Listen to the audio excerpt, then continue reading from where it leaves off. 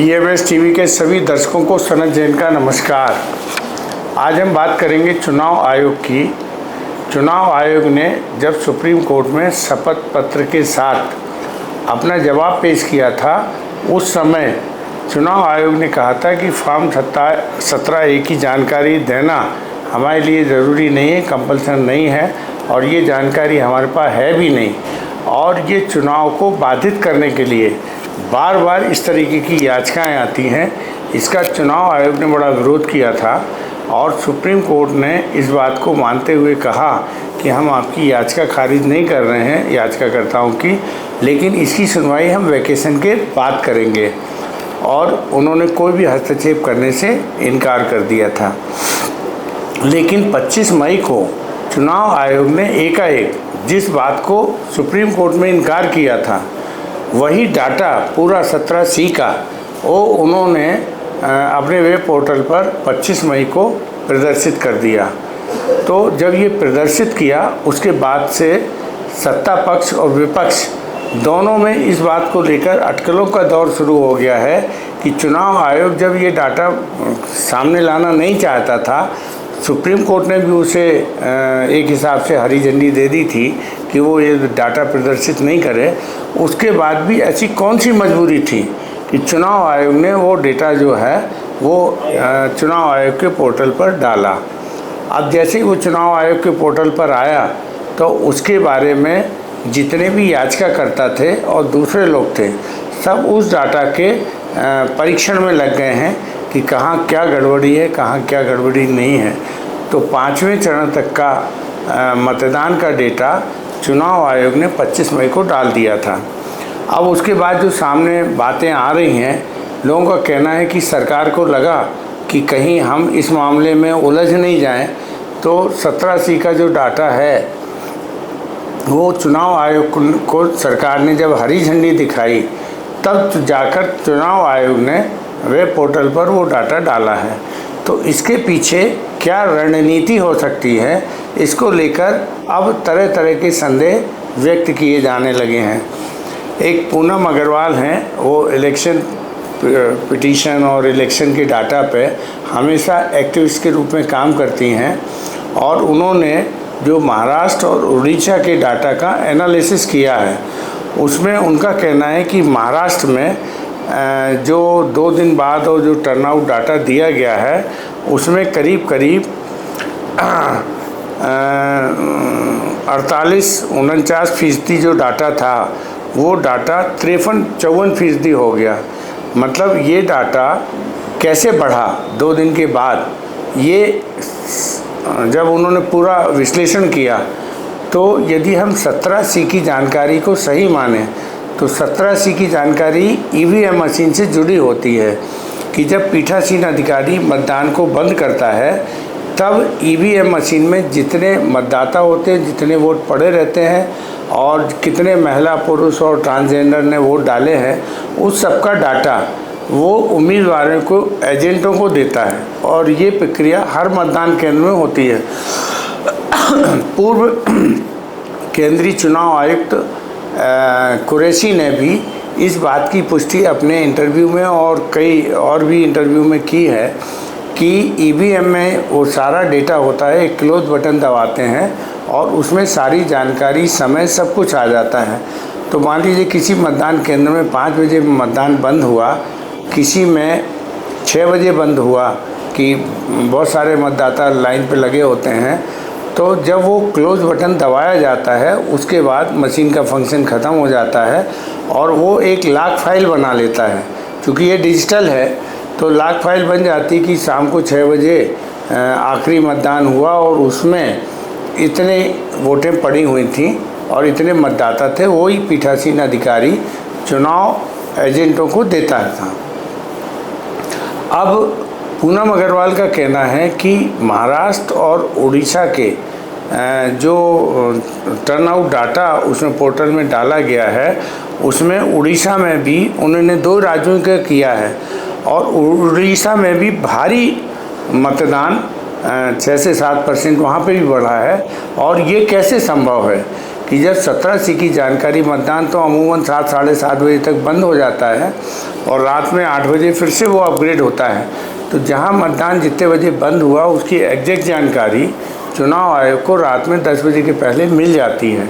और वो चुनाव आयोग अपने डाटा में परिवर्तन फिर हो नहीं सकता है।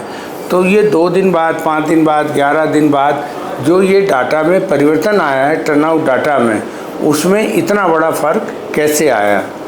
चूँकि विधानसभा और लोकसभा के चुनाव में कुछ हज़ार या कुछ 100 वोटों के अंतर से भी जीत हार तय होती है। इस बार उड़ीसा में भारतीय जनता पार्टी ने अपने पूरे चुनाव अभियान के दौरान ये कहा कि 4 जुलाई के बाद उड़ीसा में भारतीय जनता पार्टी की सरकार बनेगी। वहीं महाराष्ट्र में भी जिस तरीके की राजनीतिक हलचलें चल रही हैं, तो उसको देखते हुए महाराष्ट्र और उड़ीसा में यदि इतना परसेंटेज बढ़ रहा है तो उसको लेकर, मतलब उड़ीसा में तो कहा जा रहा है कि 12 से 13% की वृद्धि हुई है। जो मतदान के टेंटेटिव आंकड़े रात में 8 बजे तक के आए थे, वो दूसरे दिन के आए थे, उससे को यदि मिला लिया जाए तो टोटल इनाल 12% से ज़्यादा की वृद्धि हुई है। यह बात लोगों की समझ में नहीं आ रही है। बहरहाल चुनाव आयोग ने जो भी अपना मकर जाल बुन रखा हो, जो भी काम वो कर रहे हों, ये चुनाव आयोग अपनी तरफ से कर रहा है। लेकिन सुप्रीम कोर्ट के वरिष्ठ अधिवक्ता कपिल सिब्बल, जो समाजवादी पार्टी की ओर से राज्यसभा के सांसद हैं, उन्होंने कल और परसों वीडियो के ज़रिए और सभी इंडिया गठबंधन के नेताओं को इस बात से अवगत कराया है कि मतगणना के दिन आपको फॉर्म नंबर 17C की जानकारी के अनुसार मशीनों के ईवीएम मशीनों के नंबर चेक करने हैं, उनमें जो वीवीपैट की मशीन है उसके नंबर चेक करने हैं कि हाँ वही हैं। 5% जो सैम्पलिंग होती है उस सैम्पलिंग में किस तरह से मतगणना और मत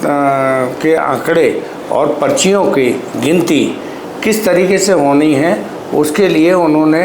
वीडियो बनाकर लोगों को प्रशिक्षित किया है। और सभी 542, 543 जो लोकसभा सीटें हैं, उन सभी के उम्मीदवारों को कहा है कि मतगणना के दिन प्रत्येक मतगणना की टेबल पर आपको किस किस तरीके से फॉर्म 17C की जानकारी के अनुसार मशीनों को चेक करना है। और उसमें उन्होंने यह भी कहा है कि यदि कहीं पर मतदान 5:30 बजे बंद हुआ है और जब वो मशीन क्लोज की गई थी और जब वो मतगणना के लिए ओपन होगी तो उसमें ये प्रदर्शित होगा कि ये चुनाव परिणाम कब के हैं। तो उसमें मशीन में लिखा हुआ आएगा कि जो उसकी मतदान की तारीख थी और कितने समय तक मतदान हुआ है और उतने समय में कितने वोट इसमें पड़े हुए थे। तो उसी के अनुसार से जो मतगणना हो रही है उसका पूरा चार्ट तैयार करें और पैरेलल एक उन्होंने व्यवस्था बनाने की दी है कि ताकि चुनाव आयोग द्वारा जो डेटा को बाद में बढ़ाया गया है, जिस पे शक किया जा रहा है कि ये इतना भारी पैमाने पे डेटा कैसे बढ़ सकता है, अभी तक लगभग 2 करोड़ मतदाताओं का डेटा विभिन्न राज्यों के विभिन्न चरणों के चुनाव में बढ़ गया है। और ये पूर्व चुनाव आयुक्त कुरैशी के अनुसार ये होता नहीं है। यदि 8 बजे तक का जो डाटा हम लोग देते थे उसमें बहुत मामूली सी चेंज आती थी, जो दूसरे दिन हम 10 बजे डाटा वेब पोर्टल पर अपलोड करते थे। तो जो 5-10 मतदान केंद्रों का डाटा आना रह जाता था वो भी रात में 10 बजे तक आ जाता था, तो उसको हम लोग दूसरे दिन 10 बजे तक वेब पोर्टल पर डाल देते थे।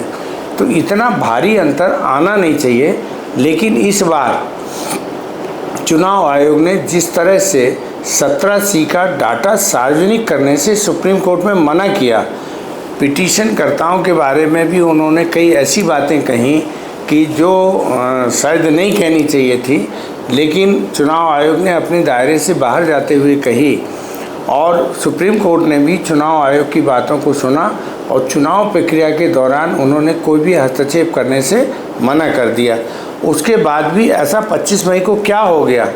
कि जिसमें ये चुनाव आयोग को वो सारा डाटा सार्वजनिक करना पड़ा और अब उस डाटे के हिसाब से लोग एनालिसिस कर रहे हैं, कहाँ गड़बड़ी है, कितनी गड़बड़ी है, कहाँ है और किन सीटों में कैसा। तो कुल मिला के ये 2024 के लोकसभा चुनाव में जिस तरीके से चुनाव आयोग को लेकर जो अविश्वास देखा जा रहा है, इसके पहले कभी ऐसा अविश्वास नहीं देखा गया।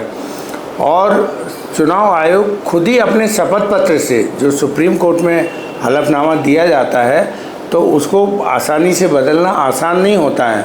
लेकिन जिस तरीके से चुनाव आयोग ने अपने आप को बदला है और बिना किसी बात के 25 तारीख को एकाएक वो डाटा सार्वजनिक कर दिया है, इसको लेकर लोगों के मन में, ख़ास तौर से विपक्षी दलों को में ये बहुत आशंका व्याप्त हो गई है कि कोई बड़े पैमाने पर गड़बड़ी हो सकती है।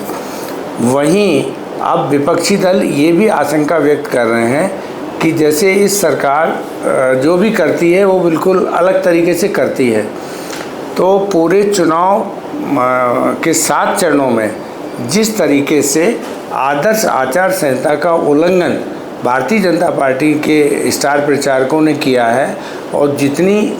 शिकायतें हुई हैं, उस पर किसी पे भी चुनाव आयोग ने कार्रवाई नहीं की है। तो अब लोग इस बात की भी आशंका व्यक्त करने लगे हैं कि 4 जून को जब मतगणना होगी तो चुनाव आयोग भारतीय जनता पार्टी के पक्ष में जिस तरीके से काम करता हुआ दिख रहा है, तो वो कहीं चुनाव में मतलब परिणाम घोषित करके और भारतीय जनता पार्टी को कहीं ना कहीं सरकार बनाने में कोई स्थिति तक जा सकता है। तो ऐसी स्थिति में अब विपक्षी दल भी बड़े एक्टिव हो गए हैं और पहली बार 17 सी की जानकारी और मतगणना में किन किन अधिकारों का उपयोग विपक्षी दलों को यदि कोई गड़बड़ी होती है तो उस पर करना है और करके तुरंत उसकी आपत्ति लगानी है और किस तरह की प्रक्रिया को किया जाना है, इसके बारे में जो तैयारी हो रही है। तो ये निश्चित रूप से 4 जून को क्या होगा कहना बड़ा मुश्किल है कि सत्ता परिवर्तन होगा नहीं होगा, किसको कितना बहुमत मिलेगा, जो मतगणना होगी वो सही होगी कि नहीं होगी, या जो मतदान फॉर्म 17 सी में जारी किए गए हैं उससे ज़्यादा वोटें गिनी जाती हैं। क्योंकि इसी तरीके की एक शिकायत 2019 में भी थी, तो केंद्रीय चुनाव आयोग के पोर्टल में वोट कम पड़े थे, वो गिने ज़्यादा गए थे। तो इस पर जब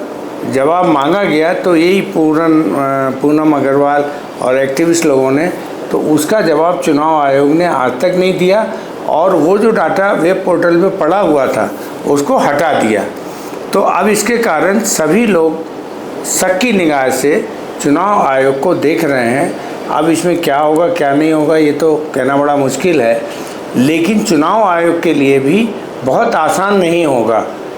यदि वो प्रमाणित हो जाता है कि डाटा में कहीं से कहीं तक कोई गड़बड़ी जानबूझकर की गई है। तो ऐसी स्थिति में शायद ये पहला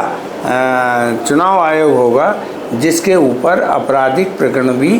दर्ज हो सकता है।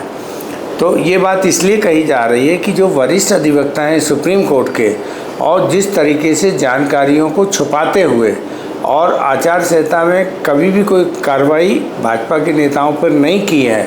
और बिल्कुल एक एब्सोल्युटली भाजपा के फेवर में चुनाव आयोग खड़ा हुआ दिखता है। और चुनाव आयोग में जो आयुक्तों की नियुक्ति की गई है उसमें सुप्रीम कोर्ट ने जो पहले जजमेंट दिया था कानून बनने के पहले कि इसमें चुनाव आयुक्तों की जब नियुक्ति हो तो उस नियुक्ति के लिए प्रधानमंत्री, सुप्रीम कोर्ट के चीफ जस्टिस और नेता प्रतिपक्ष 3 लोग मिलकर और चुनाव आयुक्त की नियुक्ति करेंगे। लेकिन उस आदेश के बाद सरकार ने आनन फानन में कानून बनाया और कानून बना के सुप्रीम कोर्ट के उस आदेश को मान्यता नहीं देते हुए प्रधानमंत्री के द्वारा नियुक्त एक केंद्रीय मंत्री और नेता प्रतिपक्ष, ये 3 लोगों की कमेटी चुनाव आयुक्त की नियुक्ति करेगी। और चुनाव अधिसूचना जारी होने के एक दिन पहले जिस तरीके से आनन फानन 2 चुनाव आयुक्तों की नियुक्ति की गई है, उसके बाद इसका खामियाजा सरकार की विश्वसनीयता और चुनाव आयोग की विश्वसनीयता को लेकर शक के रूप में देखा जा रहा है। अब इसके क्या असर होंगे ये तो 4 जून को चुनाव परिणाम आने के बाद ही पता लगेंगे। बहरहाल 7वें चरण का चुनाव होने जा रहा है, उसकी भी समय सीमा समाप्त हो रही है। अब जल्दी ही 4 जून के लिए कोई बहुत ज़्यादा तारीख नहीं रह गई है। 9 बाल कितने, ये सब 4 तारीख को पता लग जाएगा कि कौन ने जो भी बातें कही जा रही हैं वो कौन सी बातें सही हैं, कौन गलत हैं। तो अब इसी को देखना रह गया है। लेकिन ये कहा जा रहा है कि चुनाव आयोग ने अपनी तरफ से जो भी कार्रवाई की है, तो विपक्षी दलों ने भी चुनाव आयोग की किसी भी गड़बड़ी को पकड़ने के लिए पूरी तैयारी कर रखी है। और जहाँ जहाँ विपक्षी दलों की सरकारें हैं और विपक्षी दल मजबूत हैं, वहाँ पर चुनाव आयोग को आसानी से मनमानी या गड़बड़ी नहीं करने देंगे। तो ये जो मतगणना के दौरान जो वार होगी मतगणना की टेबलों पर, वो भी बड़ी देखने लायक होगी। इस बात को ध्यान में सभी को रखना होगा। बहरहाल नमस्कार।